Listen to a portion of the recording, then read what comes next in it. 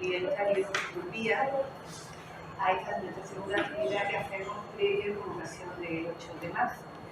En esta ocasión la ponencia la va a hacer Jacqueline López Ligero, que es amiguera de nacimiento, pero de adopción madrileña.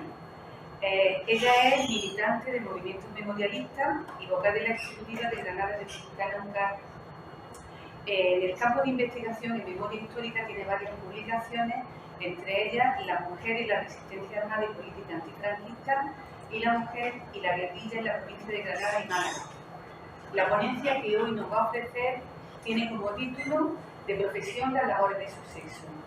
Y el contenido va a versar consiste en poner de relieve la actuación de las mujeres en el medio rural, en concreto en las muñecas, y la forma en que resistieron y se opusieron al régimen franquista en la posguerra, en un mundo patriarcal como este, pero entonces pues, es mucho, ¿no? Ir acompañada de unas 18 mini biografías de mujeres en la cárcel provincial de Granada y en Málaga. Entonces yo le voy a dejar la palabra a Jacqueline, no sin antes proponeros como 3 líneas de debate que podéis ir, digamos, estando a lo largo de la intervención de Jacqueline. Una es poner de relieve el valor de los estudios de recuperación de la memoria histórica, sobre todo de la perspectiva de género, porque hay mucho trabajo, muy poco trabajo al respecto. Y es que en la medida en que se visibiliza la contribución de las mujeres en la historia, en la ciencia, en la sociedad, estamos profundizando en los valores de igualdad y de justicia social y estamos reparando heridas. El segundo hilo que quiero proponeros es el valor que tiene crear genealogías femeninas, porque nos cuesta mucho trabajo explicarle a nuestras hijas que sean mujeres valientes, comprometidas y solidarias si no tenemos modelos de identificación y modelos de referencia. Eso, por otra parte, también poner de relieve un tema que hay también en la exposición de Jacqueline y que sigue persistiendo hoy, que es el desigual e injusto reparto de las tareas de cuidado, que entonces no está bien visible el problema, pero ahora es uno de los temas que amenazan con el colapso, ¿no?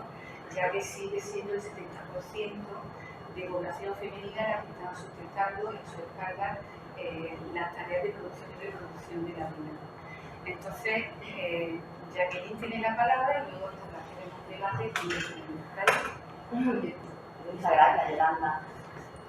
Pues yo soy Jacqueline y en primer lugar quería agradecer a la asistencia a todos, pero especialmente a Ramona, nuera de una de las protagonistas de este relato, compañera de Miguel Salvador Cecilia, un título de libro tan querido por todos.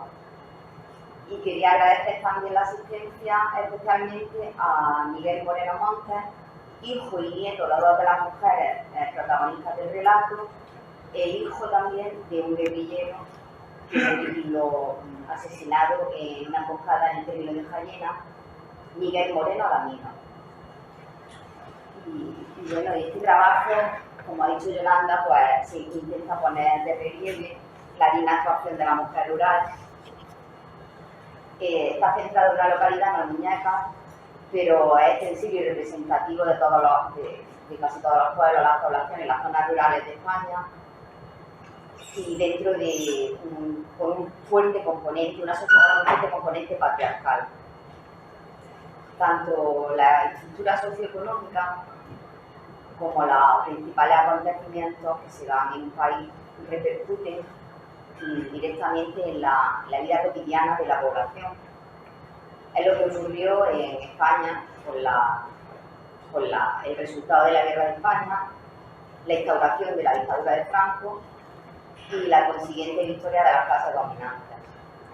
El estudio de la vida cotidiana es un terreno privilegiado para entender la lucha de clases y analizar en profundidad la labor, la actuación de la mujer en las distintas coyunturas históricas.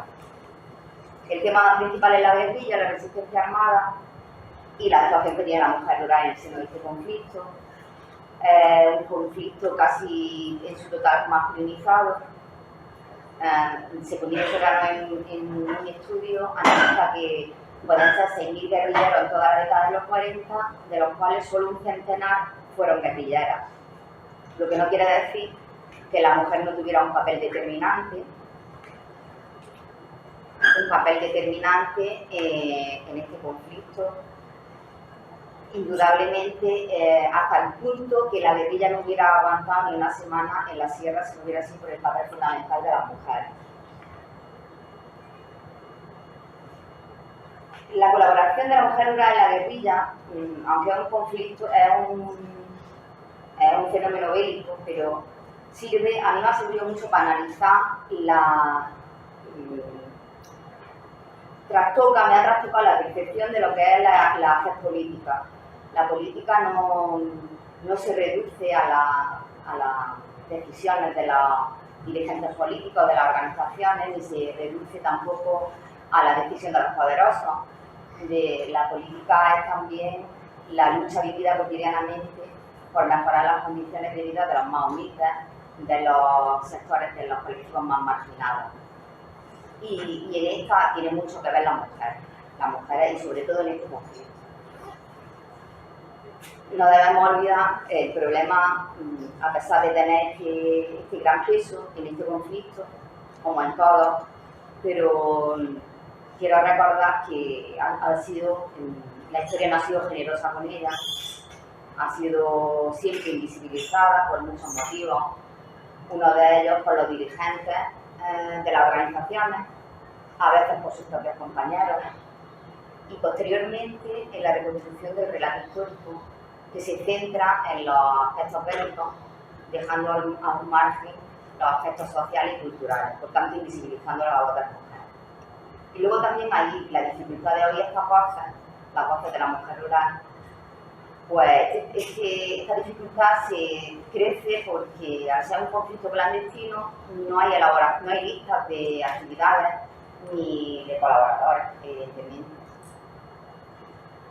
Y bueno, yo me he hecho como un orden, no cronológico, de sucesos más bien, y voy a iniciarlo, he puesto como punto de referencia la Segunda República. La Segunda República, pues como todos sabemos, el 14 de abril de 1931, con la proclamación de la Segunda República, se establece en España un verdadero régimen democrático y laico, a excepción del intento fallido del 74, de 1874, donde contaba con una de las constituciones más avanzadas de Europa, y abría paso por primera vez a la mujer en los espacios políticos. La Constitución republicana proclamaba la igualdad entre los sexos y concretamente en su artículo 23 la igualdad en derecho electoral entre hombres y mujeres. Y aunque para muchos esto supuso grandes cambios, para la mayoría no supuso muchos cambios que las mujeres pudieran votar. El derecho a votar en sí no es un acto democrático, depende de muchos factores. Y yo he recogido aquí, que me parece importantísimo, pues como siempre, la reflexión de Federica Moseni, que a posteriori, ya después de la dictadura, le preguntan cómo repercutió y cuál es su visión del derecho al voto. Y ella dice: el derecho al voto fue una conquista obtenida por el empeño de la mujer, y además porque republicanos y socialistas que detentaban el poder en aquellos días estaban moralmente obligados a concederlo. Ahora bien, si yo tengo que dar mi opinión sincera, yo diré que fue más algo teñido sobre el papel que una realidad vivida. La mujer continuó cumpliendo sus deberes de esposa y madre, que no ha renunciado ni pretende suprimirlos, pero sin tener realmente una incidencia verdadera en el curso de los acontecimientos. El hombre procuró, aunque le diera el derecho de depositar su voto en una papeleta, pero en la vida social y en las relaciones humanas la mujer continuó sometida a las tradiciones y a lo que era la sociedad española de la época. Pese a todo, el peso de las mujeres ahora y en aquella época fue determinante. Maravillosa mujer. Yo la amo a Federica Montseny por la lucidez que tiene, y lo he recogido porque lo he visto un montón de veces, lo podéis ver en YouTube, en un programa que se llamaba Tesoros de la Tele, que emitía Televisión Española. Pues como hemos dicho, la Segunda República supone una serie de avances, pero no da tiempo a que calen en las zonas rurales, porque se produce la sublevación militar que da pie a la guerra. La guerra durará 3 años. Luego, aunque la República intenta resistir con las organizaciones obreras el empuje del fascismo. La dictadura de Franco se impone desde el principio y en el caso de Almuñécar, por ejemplo, y de Motril, no mantienen la legalidad democrática, se mantienen fieles a la República hasta febrero del 37. La respuesta popular se manifiesta, la respuesta popular a esta sublevación se manifiesta por bien mediante la organización de la política de la clandestinidad, bien por la organización de la resistencia armada, y muy importante, pero también de forma anónima y aún sin pertenecer a ningún colectivo ni organización política, se establecen las redes de solidaridad, apoyo material y cuidado, elementos sin los que ninguna resistencia política puede sobrevivir. No sé si tengo aquí. Sí, aquí. Ahí. O sea que puede sobrevivir ninguna resistencia política. Al principio se organiza pues, de forma más desestructurada, como todos sabemos, luego se va organizando la resistencia a través de las organizaciones. Hay partidos que tienen un papel determinante, por ejemplo, la lucha armada la asume el Partido Comunista, aunque también la asume, tiene una impronta anarquista con los niños de la noche. Y termina la guerra y la mujer, nos encontramos un país lleno de muertos en las fosas, llenos de mujeres y hombres en las cárceles, y muchas mujeres también quedan viudas en sus casas, con sus hijos, con su familia, y tuvieron que hacerse cargo y sacar adelante su casa. No solo su casa, también se ocupaban del apoyo material, de vestir, dar de comer, medicina a sus maridos o a sus familiares que estaban huidos en la sierra, que habían huido, pues huyendo de la represión, habían huido y estaban en la sierra. La cuestión, ellas la hacían más bien por lazos familiares, casi es el principal motivo de esta actuación en un primer momento. No es el único, pero sí que lo hacían principalmente por esa causa. Pero habrá que poner en valor también que tanto si es por lazos familiares como si no lo es por lazos familiares, el valor sigue y que colaboraron con la resistencia política y que la resistencia armada sigue ahí. Y bien, pues el apoyo material como proporcionar comida, ropa, medicina, informaban de los movimientos, y había mujeres también, como he dicho, que no solo la unían, se comprometían por los lazos familiares. Había mujeres como el caso de María Yáñez, en la desconocida, por lo menos para mí lo ha sido. María Yáñez es una mujer que colabora, vive en Granada, en el barrio de Realejo, y en la calle Solares número 13. Alquila una habitación a la agrupación guerrillera de Granada, donde se instala el centro de trabajo de esa agrupación. La agrupación guerrillera de Granada es la más importante de España. La dirigía Ramiro Fuente Ochoa, un magnífico militante que estuvo más de 20 años preso a las cárceles de Franco. Y desde esta habitación se imprimía el periódico Por la República, que es el órgano del Ejército Guerrillero de Andalucía. Está casada con Francisco Guirado, condenado posteriormente a 4 años, y cuando esta mujer tiene un papel fundamental, y es otra de las grandes olvidadas, tiene un papel fundamental porque cuando van a detener la Guardia Civil a Ramiro Fuente Ochoa, un dirigente excelente de la guerrilla, intenta escaparse, y esta mujer, mientras lo cogen o no lo cogen, quema absolutamente todos los planos de la agrupación y toda la documentación posible que la estructura donde estaban sitiadas las zonas de campamento. Por lo cual, si en palabras de Ramiro, que dice: mire, cuando entraron al piso en el registro, no encontraron los planos. Hubiera sido terrible, porque había planos de donde estaban los grupos. El archivo que había María en un descuido de la Guardia Civil lo quemó. Por lo cual, pues aquí tenemos una mujer crucial y que se habla un poco de ella. Y siguiendo el orden cronológico, voy a poner, creo que tengo aquí la foto en este barrio. Una de estas casas, lo que pasa es que no hemos podido localizar, he ido 500 veces y no he podido localizar qué casa exactamente porque han cambiado la numeración. Así que, siguiendo el orden de sucesos que he seguido, os voy a hablar bueno, rápidamente de los niños, de los huidos y los niños de la noche, o hijos de la noche. Esta es la guerrilla durante la guerra, se produjo durante la guerra y en la que tiene un peso, la impronta fue anarquista, la de los niños de la noche. Bueno, la represión llevada a cabo por las tropas franquistas, conforme iban avanzando, hace que huyan en masa a la sierra. Hay un fenómeno que son las huidas, que luchan por sobrevivir, y otro que son los niños de la noche, que sí son un colectivo armado y organizado. Los niños asisten, realizan acciones de espionaje, intentan volarle el puente de Lanzarizán lo vuelan, intentan volar el puente de Ana María, pero por una sencilla razón, para impedir el avance fascista. No era algo loco ni era algo estudiado, estratégicamente estudiado. Y colaboran, que esto también está muy olvidado, colaboran en la liberación de 300 presos en el fuerte de Cachú.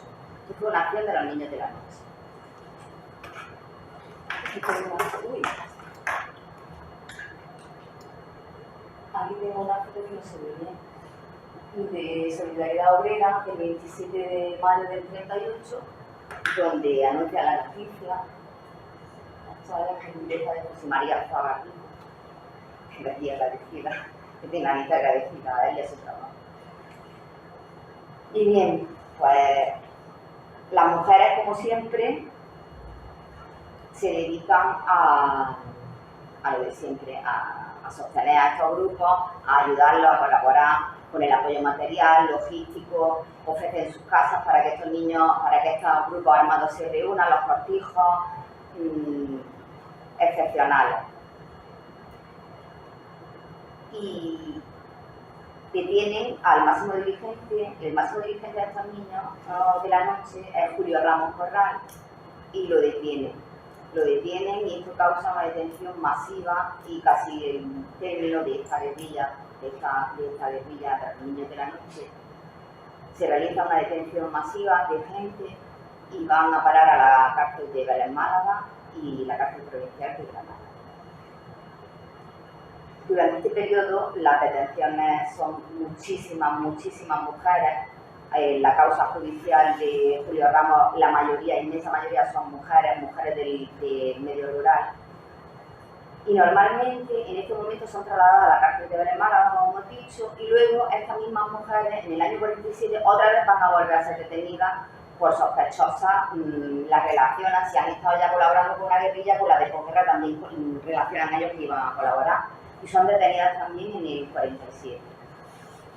Muchas de estas mujeres detenidas, esto lo quiero resaltar porque es importante, por ser madres, hijas, hermanas de estos guerrilleros.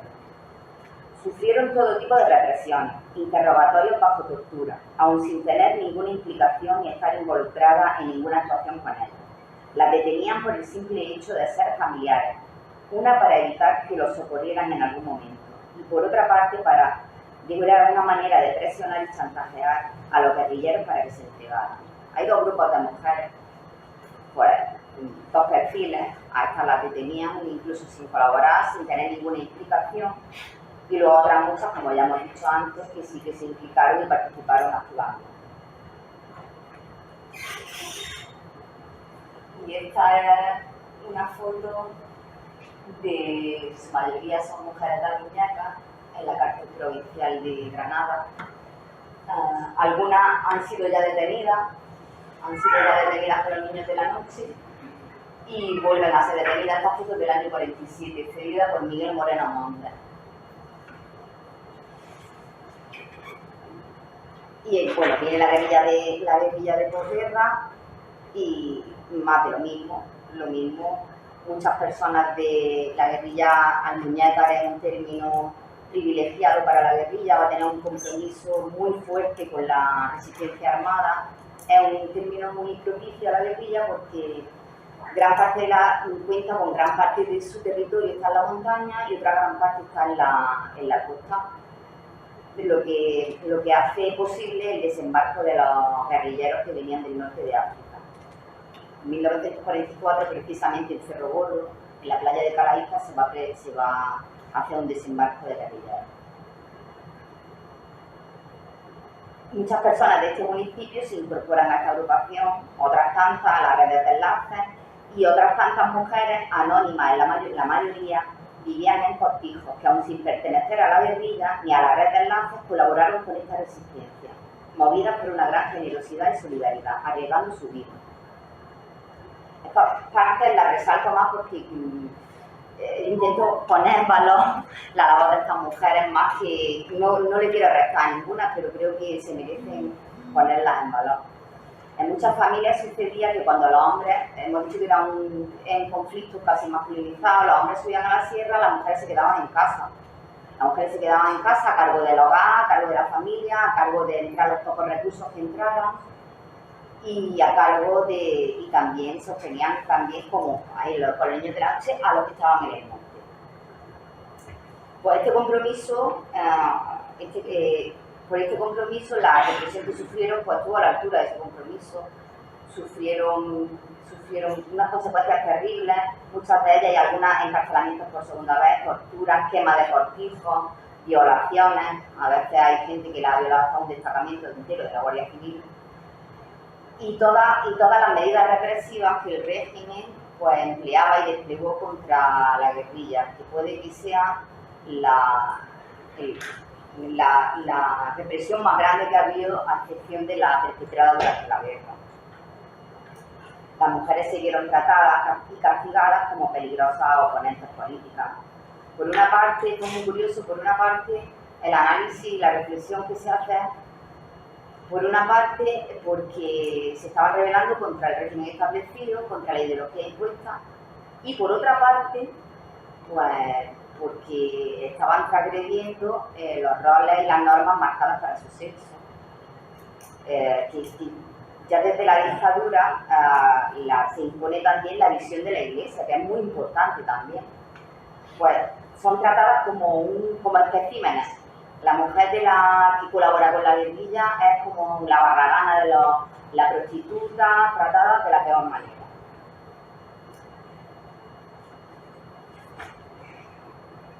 Y bueno, y ya voy a empezar con el listado, que creo que me he enrollado mucho. Voy a empezar con el listado de mujeres. Voy a empezar con una mujer que a mí me resulta muy curiosa. He buscado, son 18 mujeres. Voy a decir cualquier anotación de algunas, pero sí que me voy a centrar en 3 porque son los 3 perfiles de mujeres. Está María López Sánchez, Doña María la llamaba. Es una mujer que no tiene familiares en la guerra, pero colabora activamente, como enlace. Por otra parte está María Cecilia, que sí lo hace por lazos familiares y colabora con la guerrilla. Y por otra parte está Trinidad Montes Sánchez, que es detenida porque es la compañera del guerrillero Miguel Moreno Alameda. Entonces voy a empezar con María López Sánchez. Y el caso de Doña María, esta es la casa. Doña María, como la llamaba Ramiro Fuente Ochoa, hemos dicho que era el dirigente de la guerrilla, es un caso pues, muy especial. Prácticamente es una desconocida, es una mujer analfabeta, pero es fundamental y clave para el curso y la supervivencia de esta agrupación. Nacida en calle Real de Cartuja, Granada, huérfana de padre, madre de un hijo y casada con Ginés Rico, un represaliado, que posteriormente será condenado a 4 años. Esta familia residía en el barrio de la Paisí, número 64, justo en esa casa. Bueno, esa no es la que estaría antes, vamos, quiero decir, por esa zona. de San Juan de los Reyes, donde se elaboró durante un tiempo la propaganda guerrillera con una multitud. María había vivido el final de la guerra en Almería. María, o Doña María, como la llamaba Ramiro, el cual le tenía una gran admiración. Su participación fue muy importante. Una mujer analfabeta, pero muy inteligente, valiente y comprometida. Para sobrevivir en esos años duros de la guerra, de la posguerra, y lograr que su hijo estudiase química, se dedicaba al extraperlo de aceite, harina, azúcar. Cuando terminó el extraperlo, estuvo 33 años trabajando en hoteles para sacar su casa adelante. Uno de ellos fue el Hotel Brasilia de Granada. Era una mujer alegre, simpática, solidaria y humana, respetada por todas las personas que la trataron. Una de sus mayores cualidades fue la lealtad, el compromiso y la lucha por un mundo mejor. Estaba en contacto con los guerrilleros de la zona, sin que los enlaces conocieran quiénes entregaban o recogían los mensajes. Su hijo también colaboraba y su madre también colaboraba.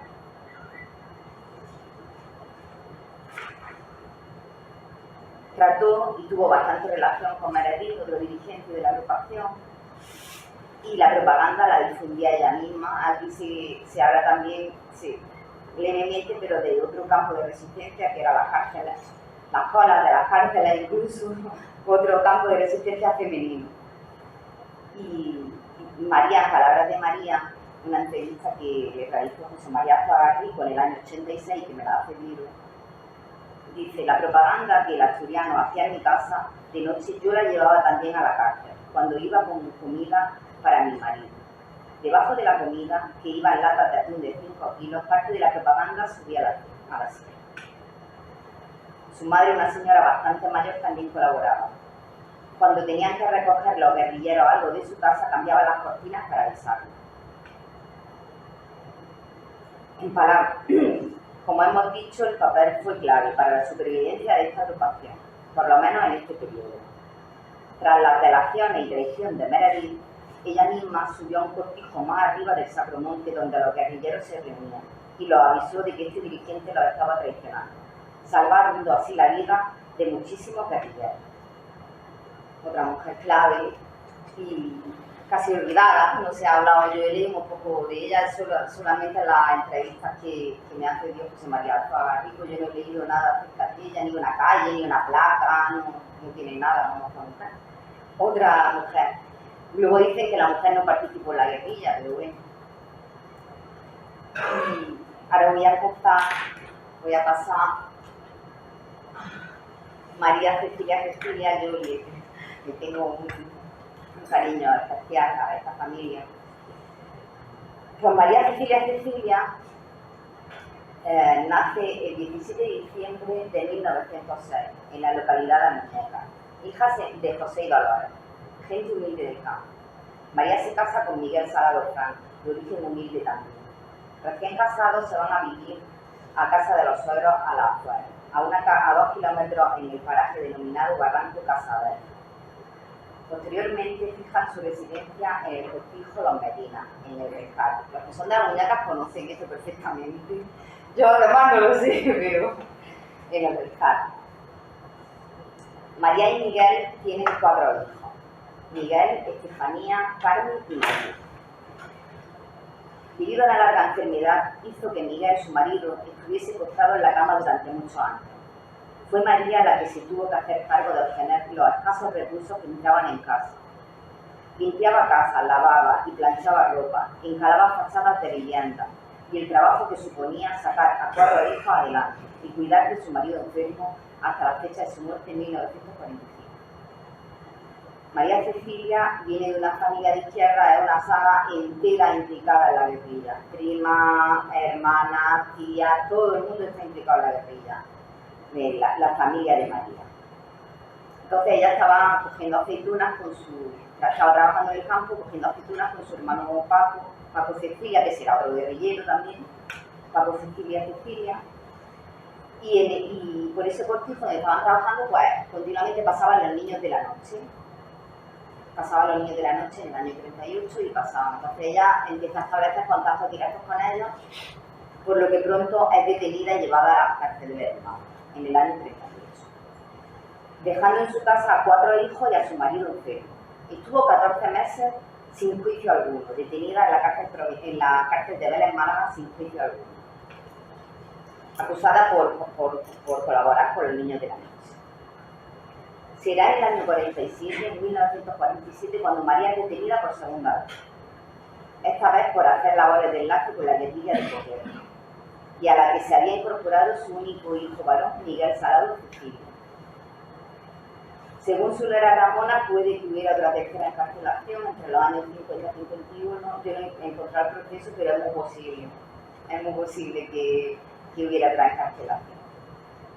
En 1947 se la llevan a la cárcel dejando a sus tres hijas solas porque su hijo varón ya estaba en la sierra. La familia tuvo que hacerse cargo de las tres niñas. La acusan de colaborar con la guerrilla, de llevarles comida a su hijo y a su hermano Paco, que también estaba en la sierra. ¿Cómo no le va a llevar? Es que son cosas que yo cuando leo las causas digo, por llevarle a asistir a su hijo, a su mujer, ¿cómo no le va a llevar? ¿Cómo no le va a llevar? En la cárcel coincide con Trinidad Montes Sánchez, con Luisa Lamino y varias mujeres de Almería, todas familiares de guerrilleros y denunciadas por colaboración con ellos. En esta ocasión sí se le abre un proceso judicial. Sus compañeras de prisión decían que era una mujer risueña, temperamental, con un gran compromiso en la lucha antifranquista. Estando presa, la Guardia Civil le quemó el cortijo. Esta es otra de las prácticas que la Guardia Civil solía hacer: quemarle el cortijo a las familiares de los guerrilleros para que una forma de hacer presión para que se entregaran. María sale bajo prisión atenuada el 22 de abril de 1948. Aquí está en la cárcel provincial con su compañero. Y este es un informe de su causa judicial. Sus compañeras de prisión, al salir de la cárcel, se encuentra con sus tres hijas y con el cortijo quemado, sin techo donde cobijarse. Con ayuda de la familia y con mucho esfuerzo logra sacar su casa adelante y sin parar de trabajar, limpiando casa y lavando ropa, lo que siempre había hecho. Trabaja también en la pensión Heredia, cerca de la calle San José, en Las Muñecas, y logra hacerse una casa en el barrio San Sebastián, en la calle Guayaba, en la que vivió hasta su muerte. María era madre de Miguel Salado Cecilio, uno de los guerrilleros del 7º Batallón de la Agrupación Guerrillera de Granada, uno de los que emprende la marcha hacia Francia con otros 5 compañeros, un magnífico guerrillero, y pasaron más de 20 años para que madre e hijo volvieran a encontrarse, en un viaje que organizó María a Francia, creo que en el año 78. María muere el 19 de abril de 1979, según nos cuenta su nuera Ramona, la que fue compañera de Miguel Salado desde casi el principio de su llegada a Francia y hasta su muerte en 2014. Termina aquí la trayectoria de ambos, madre e hijo, enlace y guerrillero, dos personas que tuvieron un compromiso firme contra la lucha antifranquista, poniendo la balanza por lo más importante que tiene un ser humano, su vida. Voy a pasar a Trinidad Montes Sánchez. Trinidad Montes Sánchez. Esta señora que está ahí coinciden en la cárcel con María y con Trinidad Montes Sánchez. Trinidad la detienen por ser la compañera de guerrillero. Trinidad Montes Sánchez es natural de Gruñón, vecina de Las Muñecas, nacida en 2001, hija de Juan y Ana, casada con Miguel Moreno. Trinidad y Miguel se casaron civilmente durante el periodo republicano. Esto quiero dejarlo claro, quiero resaltar que se casaron durante el periodo republicano, civilmente, porque va a determinar también la forma, incluso otra forma de represión contra ella. Es denunciada y encarcelada el 13 de junio del 47, el mismo día que su marido, el guerrillero Miguel Moreno Alamino, se va a la sierra. Trinidad está embarazada de 4 meses, en el momento de su detención. Le dan un culatazo y la dejan herida, baldada, pero así la llevan andando embarazada.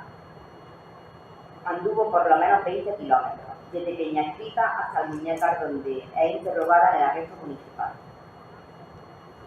Posteriormente la trasladan a la cárcel provincial de Granada, pasando antes por el cuartel de Las Palmas, donde conoció al temido capitán Rafael Caballero Caña. Era muy conocido por sus métodos represivos empleados para la tortura en los interrogatorios. Según palabras de su hijo, en una entrevista que me concedió en el 2022, en abril de 2022, mi madre decía que había una nave con 2 líneas de vergajo y le decían que escogieras con cuál querías que te pegara. Esto está contrastado con muchos más testimonios, lo de las 2 líneas de vergajo y que tú escogieras con cuál querías que te pegaran ese día. Se le acusaba por encubridora de guerrilleros al haber contraído matrimonio de forma civil y no religiosa durante el periodo republicano, y como medida represiva y humillante para ella, a lo largo de todo el proceso de detención y juicio la tachan de amancebada, de amante, de soltera, y en esos términos la trataban. Con esos apelativos utilizaban. Trinidad encarcelada dejando a sus 2 hijos solos, como nos cuenta su hijo Miguel Moreno. Yo tenía 6 años cuando mi padre se fue a la sierra. Mi madre estuvo 2 años en la cárcel. La acusaron de encubridora de guerrilleros, igual que a mi abuela, pero a mi abuela sí la detuvieron en el cortijo. Como en el momento de su detención estaba embarazada, como ya hemos dicho, la ponen en libertad para que dé a luz en el riñón. Aquí hay que no se ve bien, aquí hay un documento dentro de su causa judicial, que es un informe donde dicen que la van a dejar en libertad para que dé a luz. Y a los pocos días de dar a luz se la llevan otra vez a la cárcel, separándola del recién nacido y sin saber nada de él, sin volver a saber nada de él a través de cartas que le llegaban, salía de su bebé. Una tía, hermana de ella, se hizo cargo de su hijo, ya que se habían quedado al cargo de su abuela Elisa Alamino, pero al llevársela a la cárcel también se quedaron completamente solos. Más tarde será el padrino de los niños el que se haga cargo de ellos durante un tiempo, hasta que pusieron en libertad a Trinidad. Voy a decir otro fragmento de la entrevista con Miguel Moreno. Mi madre se va al Buñol para darle y al mes se la llevaron otra vez. Ya ves, sin leche y sin nada. Estuvo hasta 2 años. Sabía de su niño por medio de cartas. Mi padre en la sierra sabía que mi madre estaba en la cárcel, porque cuando la echaron, que dio a luz, le pidió permiso a Roberto. Roberto era el dirigente de la partida donde estaba encuadrado Miguel Moreno Alamino, para bajar a verla. Todo esto me lo contó Miguel Salá y coincide con lo que yo sabía. Roberto le dijo que sí, pero que tenía que estudiar esta situación. Pues sí, estuvo y habló con ella y todo. La acompañó Jerónimo y algunos guerrilleros. Trinidad enfermó en la cárcel y nunca pudo recuperarse totalmente, puesto que de madrugada la hacían lavar las fachadas de los patios con agua fría. La sacaban de madrugada a que lavara las fachadas con agua fría. Y enferma y su salud merma.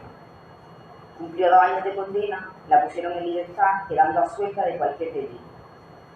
Cuando salió de la cárcel, su marido Miguel Moreno Alamino, Cancana, ya había muerto en una emboscada en el término de Jaén. O sea, no volvió a encontrarse con el marido de Cancana. Trinidad tuvo que hacerse cargo de sacar a sus 3 hijos adelante, trabajando en lo que podía, ya que su salud se vio mermada debido a las condiciones y trato inhumanos que recibían las reclusas en la cárcel. Murió en el año 1983. Apenas le dio tiempo a recibir la pequeña pensión que pidió al gobierno a finales de 1980.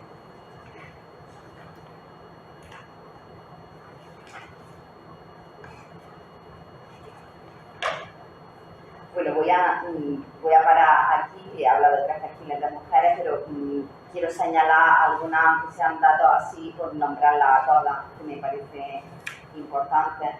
Teresa Cecilia es hermana de María Cecilia. Esta persona, mujer encarcelada 3 veces, en el 38, en el 47 y en el 51. acusada de acoger en su cortijo a su marido durante el tiempo que estuvo en la sierra y a varios guerrilleros que lo acompañaban. Se le acusa de auxilio bandolero.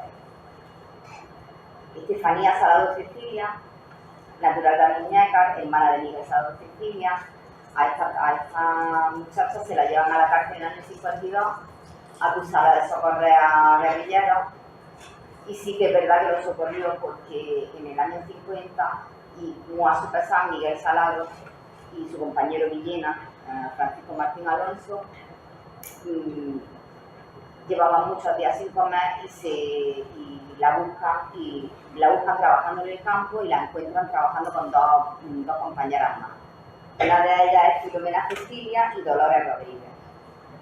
Le dice que si puede conseguirle algo de comer y Filomena se lo consigue. Al día siguiente le deja una garrafa de aceite y un pan de higo para estos guerrilleros, para su hermano. A los 2 años la detienen y la llevan a la cárcel provincial de Granada.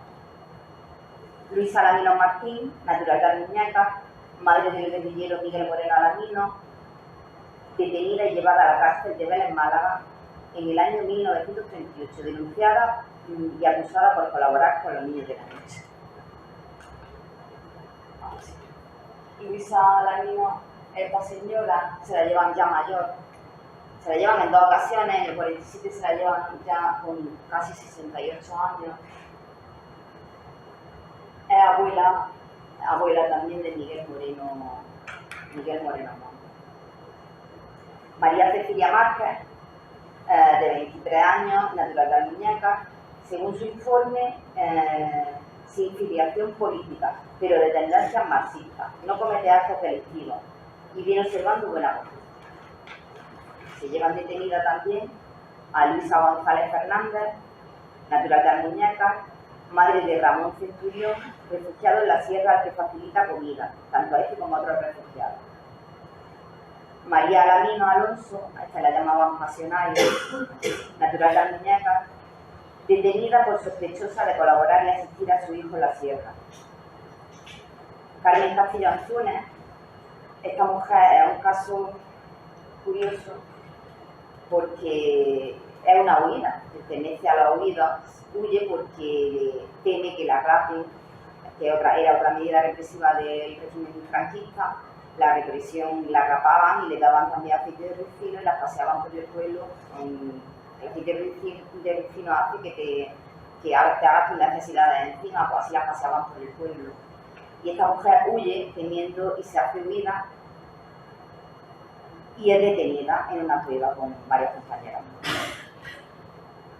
Virtudes González Ortega. Aquí tengo una carta de súplica que el alcalde le manda a la cárcel, porque tiene a 4 hijos solos, pequeños en su casa. Virtudes es denunciada por participar en una reunión donde estuvo su marido y donde tomaron parte de voladura del puente de Ana María. El intento de voladura, no lo volaron. Sin filiación política, pero de tendencias marxistas. Se ignora que cometiera hechos delictivos antes del movimiento nacional y durante el periodo rojo, pero es susceptible de toda actividad perniciosa. Esta es su acusación. Ya está, esto es lo que pone en la causa judicial. Y esto, si hubieran podido ponerle más cosas, lo hubieran puesto, pero estos son documentos, esto está sacado del informe de las causas militares franquistas. María Medina Cecilia, natural de Almuñécar. Todas estas, lo que pasa es que lo estoy haciendo ya más rápido, pero vienen con sus datos y de profesión todas, de profesión su sexo, de profesión sus labores, de profesión todas en todas las causas.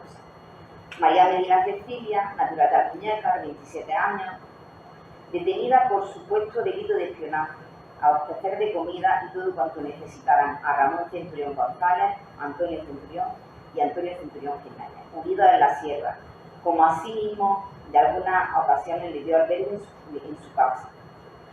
Es detenida en abril del 38, culpable, condenada a 12 años de prisión por delito de encubridora por delito de rebelión.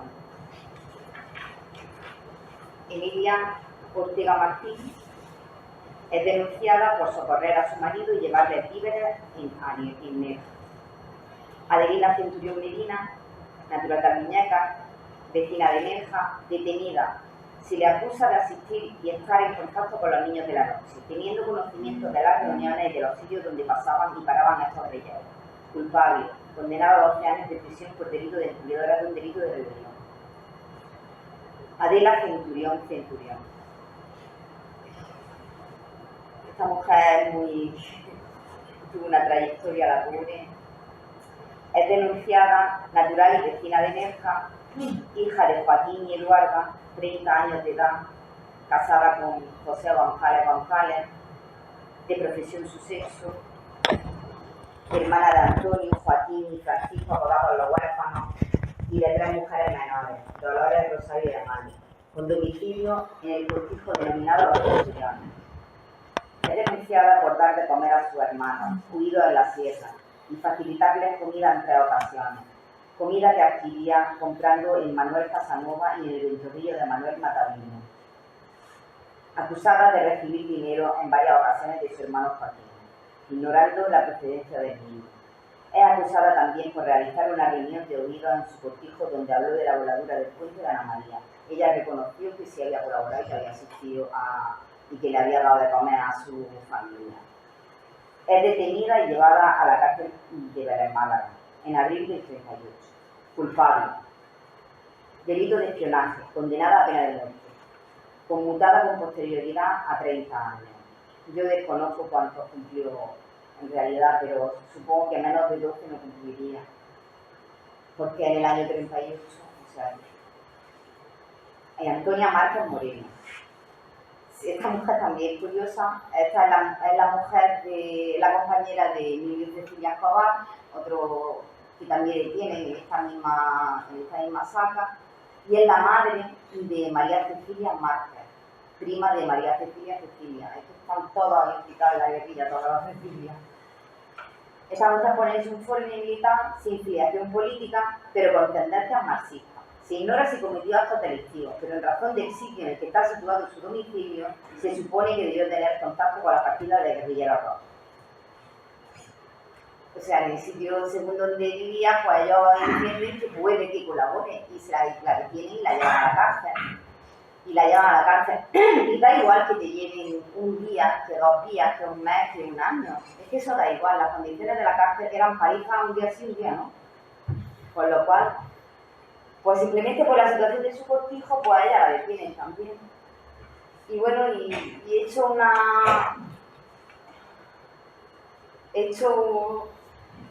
este listado, por supuesto que es representativo de las mujeres. El listado no terminaría nunca. Me he dejado a un montón de mujeres que participaron activamente, como el caso de Adela García Murillo, que no sé si la conoceréis, era militante de la CNT, de Oscar Sierra, estuvo en la cárcel 12 años, condenada por colaborar con la guerrilla también. Y la madre, por ejemplo, Matilde Robles, la madre de los Quiero, pero la lista es que no terminaría nunca, y he intentado un poco sacar 3 perfiles que represente todo, que no pasa nada, a la mujer rural. Y tengo aquí una nota que quiero aclarar, porque el trabajo, ya me la han preguntado mucha gente, el trabajo a lo mejor tiene un título que da lugar a ayuda, pero aparece la expresión de profesión, las labores de suceso, lo que intenta es hacer una denuncia llamada a poner un poco de atención a 2 cosas muy importantes para mí. Una, las labores de suceso. Las labores de los cuidados, de la atención, tan sumamente importantes que yo analizando y que ninguna resistencia política puede sobrevivir sin esta forma de hacer política, sin los cuidados de estas mujeres.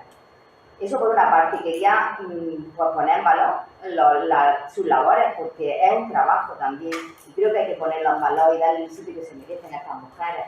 Y por otra parte, quería hacer una denuncia también de las expresiones que utilizaban, las humillaciones, la forma, el machismo imperante durante el régimen dictatorial y asesino de Franco.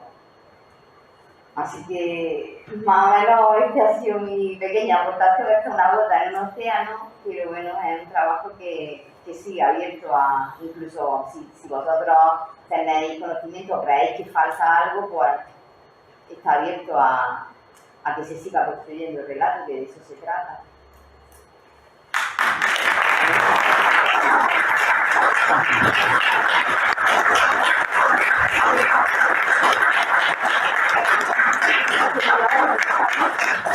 ¿Hace un largo?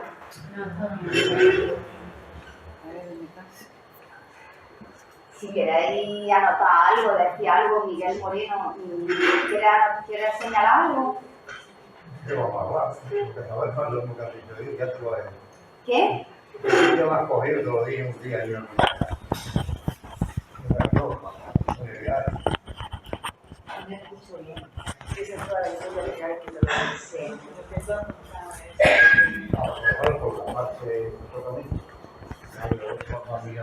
Lo que estaba contando antes, cuando estaba el foto del grupo de las prisioneras, me ha resultado muy... Estaba vestida de blanco. Esa mujer no era familia guerrillera, era matrona, estaba en Almería. Y es un aborto, como era de gas, la llevaron a la Granada y a la local. Y entonces estaba en la cárcel, en la enfermería de la cárcel, porque había mujeres que daban algo de allí. Es decir, que ella estaba en la enfermería. Y en la foto sale todo junto con Así es, está contrastado además ese dato, es real. Esa mujer era de Almería y estaba en la cárcel por practicar un aborto. Conozco varias mujeres de la foto, todas no, porque algunas son de Loja, después hay algunas no. Una de las que vino en la foto. ¿Querían una pregunta? ¿Queréis comentar algo? ¿Decir algo? No sé. ¿Esto sea un coloquio? ¿Queréis decir algo?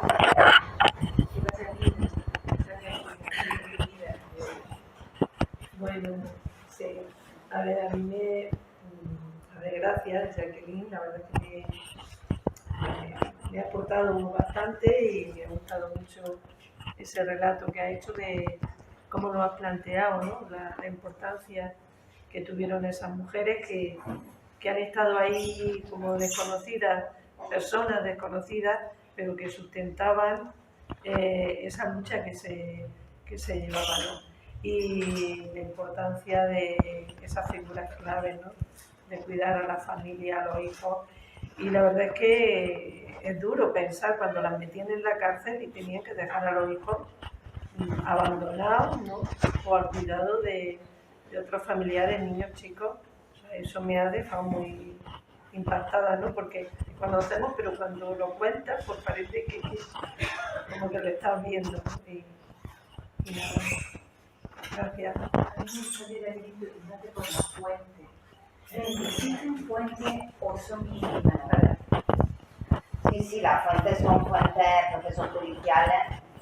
Mi trabajo lo voy contando además el hecho de para el público, lo pongo para que cualquier persona pueda comprobar con dejados, si la quiere yo se la paso, de los procesos sumarísimos de estas mujeres, de las que están detenidas, de María Sánchez, la primera que es la única que no ha sido encarcelada, no. Esa mujer es a través de fuentes orales. Pero quería dejar claro también las fuentes orales, sí, bueno, quería contestar primero. Fuentes de archivo militar, probado el militar número 23 de Almería, en su juicio, todas estas que están encarceladas tienen juicio, a excepción de Luisa Lamino Martín, que es detenida sin juicio, documentos de archivo, entrevistas, fuentes orales, que es fundamental para la reconstrucción de estos relatos. A pesar de que los historiadores vinculados a las fuentes dominantes no lo quieren, precisamente porque se le pone la voz al pueblo, a los marginados. Pero sí, hay documentación, no hay mucha, pero sí hay documentación. Yo quiero agradecerte que me hayas contado la historia de esa forma como real, es decir, que tú la cuentas con la vida de las personas. Otras veces, normalmente lo que vemos es como, tomando todas esas fuentes que tú tienes, se hace como un comentario general, un relato, ¿no? Pero tú las pones, no te voy a pedir, pero las pones nacen aquí, les pasa esto, tienen hijos, no tienen hijos, van a este sitio, van al otro y ven este cortijo. Es como un gráfico, te puedes ver muy bien en la vida de estas mujeres, ¿no? Eso es muy gráfico. Y yo también quiero agradecerte que esa cuestión de los cuidados lo ponga en algo como tan importante como estar en el mismo frente. Es decir, la resistencia no se puede hacer si no existe la labor de los cuidados. Y todo el mundo da la vida, pero cuando tú hablas de estas mujeres dan la vida como muy poco a poco, o sea, como continuamente están dando la vida, ¿no? En el frente te matan y aquí es continuamente te están matando. Te están haciendo daño a tu hijo, te están quemando la casa, no te dejan trabajar. Es decir, es como una muerte ahí mantenida en el tiempo, ¿no? Y me ha gustado mucho que lo hagas así tan gráfico que puedes ver, que no solamente verla ahí, pero que puedes verla en su casa y con sus cosas. Me parece una forma de hacerlo muy bien. Yo creo que eso del resto de mí, claro, me quedan pocos, pero que los pocos que quedan no solamente de punta, sino el pánico y el terror que durante toda la época de dictadura y de represión, sino que después de 50, prácticamente ya 48 años, que se murió el asesino criminal fascista de Franco, y el miedo y el terror para que el conocimiento de toda esta historia, ¿no? Por supuesto, ni de hombres, y mucho menos de mujeres. Pero claro, la situación es que ha estado arropada por la Iglesia Católica el pánico a hablar del tema de los pueblos y de la familia, y está escondido como además si hubieran hecho algo malo. Cuando tú hablabas, ¿qué remedio iban a tener? Pues es pura humanidad, es decir, su familia, los padres, los hijos, y la represión descarnada contra ese grupo de mujeres, sobre todo además por ser mujeres, por ser más débiles, y además están atrás por las situaciones familiares, así que, vamos, el cuerpo cortado. Y la pena es que socialmente ni siquiera hoy día se castiga, ni la Iglesia Católica pidió perdón por todo el nacionalcatolicismo y toda la represión, ni los herederos del franquismo han pedido perdón, a pesar de que se les llena la boca de decir luego que otros tienen que pedir perdón, y las familias que han sufrido esa represión, pues mucha gente ha muerto sin tener ni el más mínimo reconocimiento o posibilidad de contarlo, y mucho menos tratarlo con el respeto y el reconocimiento que decían. Pues así es, además, esto es una carga emocional. Cuando tú estás buscando cada historia, o sea, te satisfactiva, que este trabajo escribir, ¿no?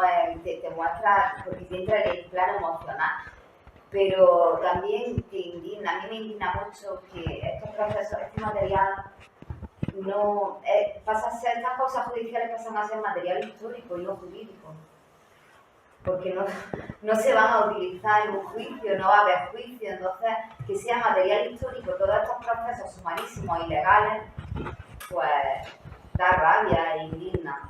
Y no se han anulado, ¿no? Porque las autoridades, porque vivía cerca del corte donde pasó. Sí, porque vivía aquí y ellos suponían que ya, sí. Y bueno, y también está el agravante en la mujer de la moralidad, en las causas de moralidad dudosa, un poco revoltosa, y ese agravante que solo es un factor que determina las penas de la mujer, no en las causas del hombre no aparece.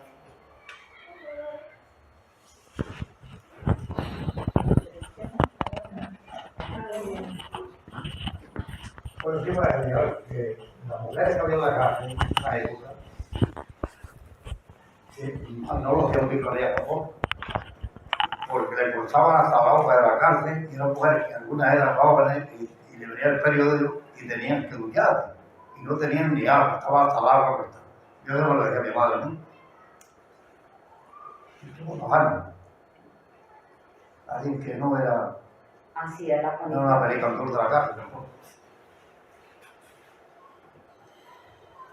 Pasaron mis hermanos. Si no hay más palabras. Y de noche pues los levantaba a tirar cubos de agua, cuando había agua. A tirar cubos de agua para lavar las paredes de la cárcel, llegar los dos, pero a medianoche. No los dejaban descansar tampoco. Nada, todo malo.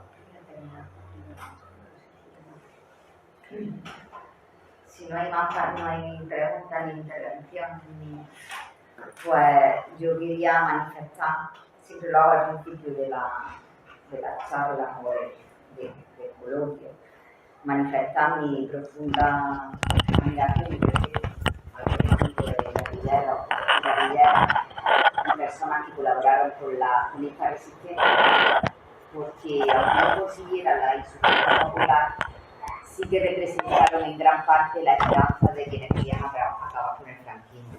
Así que quería manifestar en el latín y respeto.